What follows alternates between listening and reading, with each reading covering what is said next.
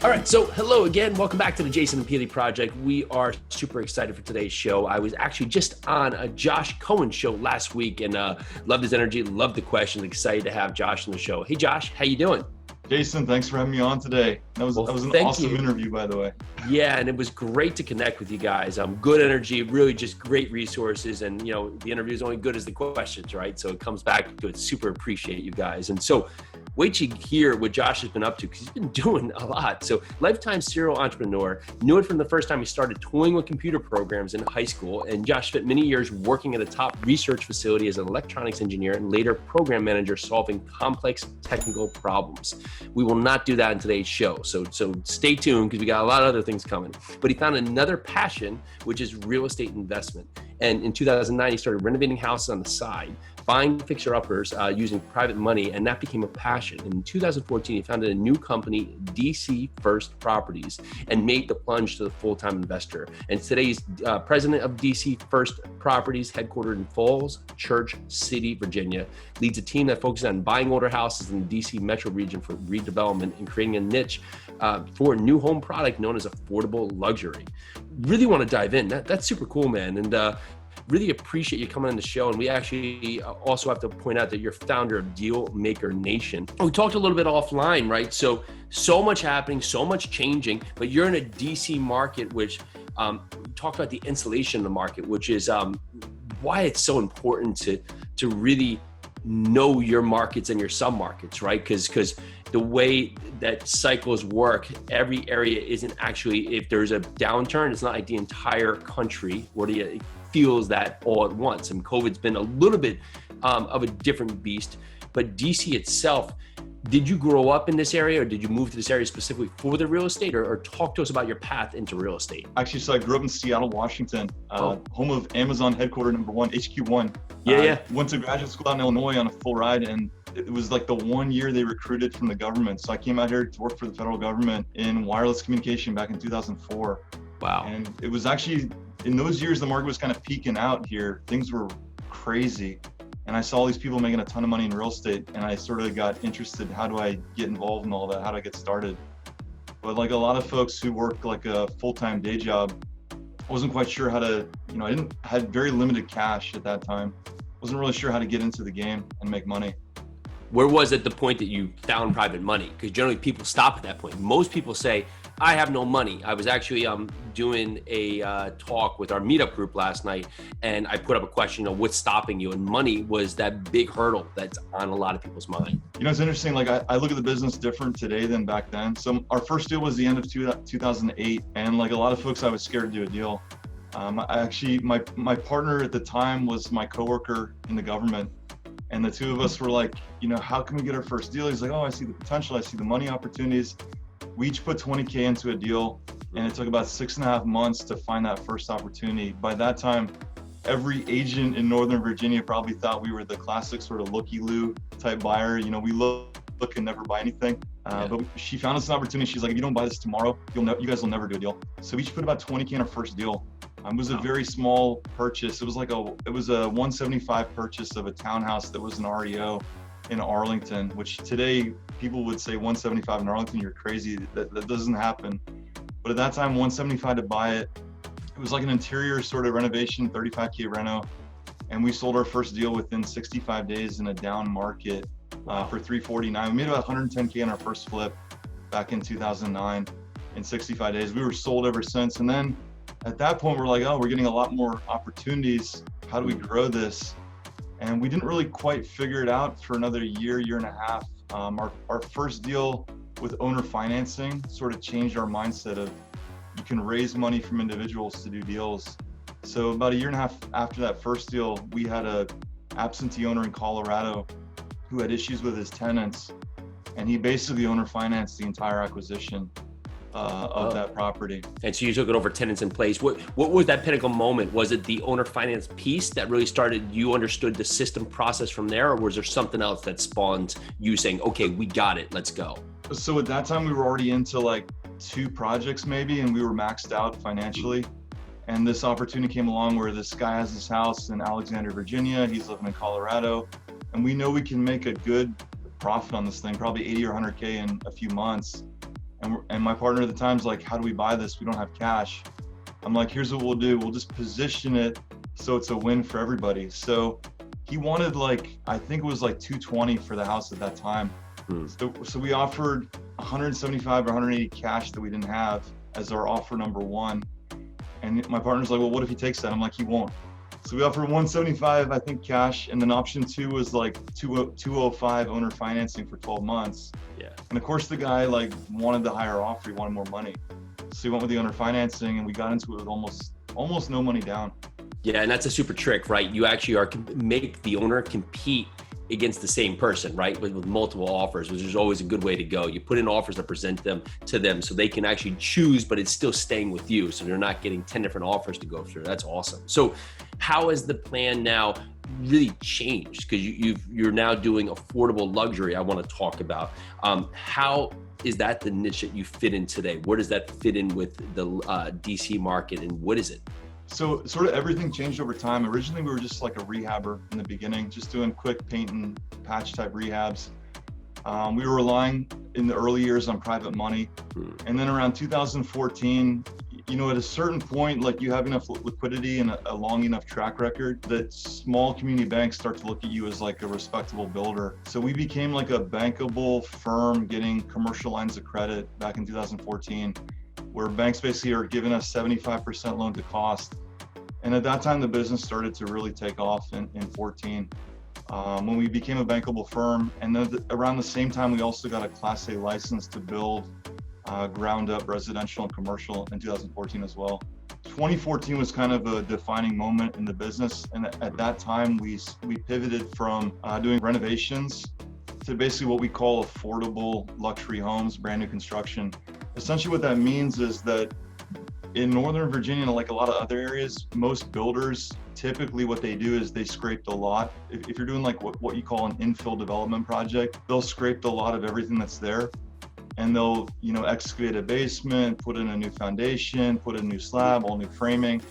The thing about that model is that's premium Class A development. So you're paying, your construction costs are the highest, your timelines are usually the longest.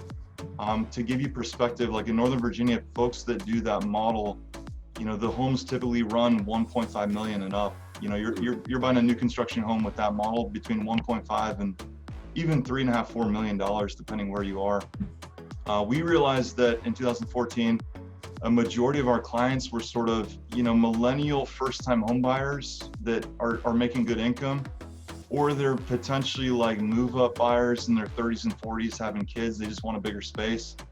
And there's a really large segment of the population that if you sort of reverse engineer all this, which we did, their typical budget in Fairfax County and Arlington County is about $750 to $1.2. So if you can build a brand new house that has all this sort of, finished quality of a 1.5 and up home, and you can deliver it between $750 and $1.2, you're going to capture probably 75 to 80% of the marketplace in Northern Virginia. That's so interesting, right? Because you talk about after repair value, right? But you actually looked at after repair price point for your buyers, right? Especially on that big demographic. And so many people they just look at the market, they just assume, but you got into the details and really identified, okay, this is a huge space, and it's people are missing out, right? People are missing out because you're just going assuming new construction. And although DC, as we talked about earlier, is capturing a lot, what was it, 7 of the 10 of the richest counties in the country, yeah. Right? So even that point, there's only a certain amount of people that can be paying $1.5 to $3.2 million, right? So you start hitting that price point where this is now the first time buyer average home price is that $750 to $1 million, right? And you target that, and you're able to do renovations that offer, it's awesome, right? You offer the quality where you also can say this is great quality, and you also have a hedge against downturns, right? Because the people who are buying that 1.5 ground up, I assume, if something radical happens and they're saying, man, I just don't feel good at this time buying new construction, you're be able to walk back into your projects where you're getting the same quality just at the right price point, because you're not scraping the ground and having all the build costs, right? All the costs from that point of just putting in foundations and getting it out of the dirt. Super cool, man. So talk to us about timelines, right? Because I'm sure this also changes the narrative on your timelines as well. I had a mentor who built commercial and residential for 40 years, and I met him probably 2012, and I started learning all about construction from him. And it was around 14, I'm like, how do you deliver a house that's 750 to 1 million or 1.2 brand new? Because the cost is the cost, and it's not like you're gonna like remove a lot of that cost just because you can. So we started coming up with how can we do this, and the reality is, time frame, we get in and out in 6 to 7 months. From the buy of the lot to the build to the sale, our typical project 6 to 7 months. Wow. Your typical builder in Northern Virginia is 12 to 14 months if they're lucky. But going back to the whole thing, I mean, so the time frame is way less, about half. It's about 50% time frame or less. Essentially, what we're doing is you're learning about the jurisdiction that you're building in. So what we realized in the jurisdiction that we're building in is that they would classify our projects as brand new construction if we met the following parameters. One of those big parameters is that you cannot go over 2,500 square foot of land disturbance. So that's a big qualifying factor. If you can keep your project under 2,500 square foot disturbance, it removes you from having to do a grading plan, which right in itself bumps the project out 3 more months. It removes you from having to do stormwater management plans. It removes you from, pouring whole new foundations and whole new everything. Essentially, apples to apples, it saves us on a given project somewhere between 120 and 150K. Wow. And 6 to 7 months. Yeah, we have the same thing here with some of the larger construction projects. 5,000 square feet, 5,000 feet of disturbance for house lifting, and it rarely hits that. But if it hits that, man, it's a lot of work and a lot of time. And a lot more red tape, right? Yeah. Oh yeah, it never ends, right? Never ends. So basically, if you can sort of fit the parameters of where you're building, figure out what it is that's going to make that time frame jump up and what's going to make that cost jump up. And a lot of that cost, honestly, in a new project is a lot of red tape. So if you can avoid all that stuff, all of a sudden, you can deliver a brand new home, between 750 to 1.2, and it's going to be the highest quality that the market can bear. So you're looking at projects, right? And it's not going to be new construction. It's going to be one that you're going to make an affordable luxury. What is that ideal project? What type of house, condo are you looking for? So a lot of our homes, to be honest with you, don't have basements, and they're a certain size. Like they don't go above, in general, 4,000 square feet finished, because our footprint can only be a certain size to stay within our parameters. So generally, our footprints are somewhere around 1,400 to 1,500 square feet. What we ended up doing about 1.5 years ago was adding lofts to every house, because in our initial years, the pushback was always like, why does the house have no basement? Which honestly, in Northern Virginia, you don't really want a basement because it's a really high water table to begin with. This is all former swamplands anyway. Yeah, that would make sense. Okay, now I'm thinking about location, right? And proximity to water. I mean, yeah, that makes complete sense. But in the last 1.5 years or so, we started adding on third floor lofts. And now there's really no pushback. So we're generally delivering somewhere around 1,500 square foot footprint. So you have about 3,000 on the bottom 2 levels, and you got this nice 800 to 1,000 square foot loft, plus like a 1-car attached garage. So you're popping the roof, adding on a level right there, putting that in as the loft. Does that count towards your square footage, or only a certain percentage because it's deemed? It counts towards your above grade. So actually what we do is we'll scrape the lot down to the existing foundation. Yeah. We might even, I don't like to build on slabs. So a lot of times if the house has a slab at the main level, we'll remove that. And then at that point, we'll beef up or modify the existing foundation per the plan, and we'll build a brand new house right over it. It's awesome. Yeah, we have some loopholes here where you can, for a third story, as long as you're within the square foot parameters, and for the first 2 stories, the second story, 25% of that can be used as a third floor without adding it to your overall footprint. And then after that, it adds to your overall square feet. So that's little, it's town by town, but little loopholes here. So, everybody has those points right there. But that's another cool way to go, right? You start, okay, I can't go out, can't go down, I'll go up, Exactly. It's awesome. And I mean, if you can cut the time frame and do all that, I mean, you're delivering a product that nobody else has in the marketplace. I mean, with all that done, most of our projects in the last 2 years have pre-sold even 2 months into framing.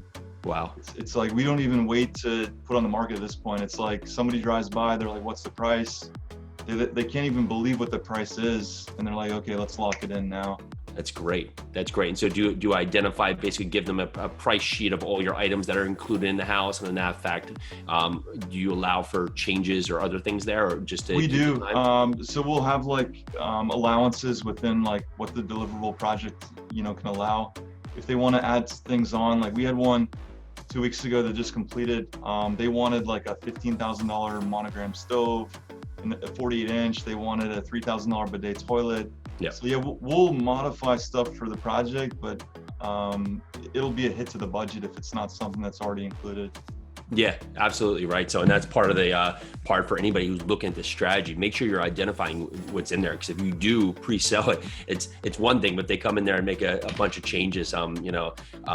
You have to make them aware that this might, if they start wanting custom windows or something, and now it's pushing you out weeks. I mean, that changes the whole narrative. You know it goes. So I remember being in projects before years ago where I gave the notice to the homeowner at the time we need the windows, and then they delayed their choice after, and by the time they gave us the point, it pushed the project out like 3 months, right? They wanted windows that were 8 weeks out. And so at that point, time to get the order and everything else, it's so these little things, they all add up. And if that's on your budget and not on someone else's, you can think about how that just crushes your overall return, right? For sure.